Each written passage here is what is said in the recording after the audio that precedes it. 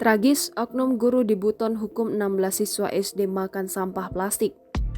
Oknum guru salah satu sekolah dasar di Buton, Sulawesi Tenggara tega menghukum 16 muridnya dengan diberi makan sampah plastik yang diambil dari tong sampah.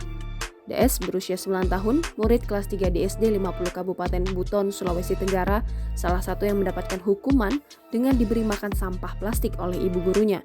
Pasca kejadian tersebut, DS takut ke sekolah karena trauma atas tindakan gurunya. Bahkan dia hanya bisa berdiam diri di rumah.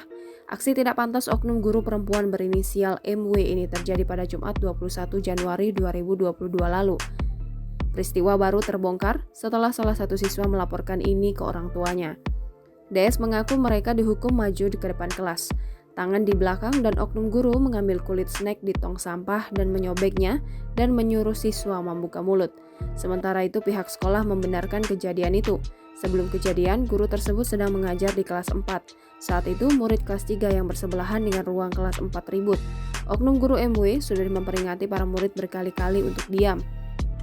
Namun masih saja ribut. Karena emosi, akhirnya guru PE melakukan tindakan tersebut untuk memberi efek jera ke murid.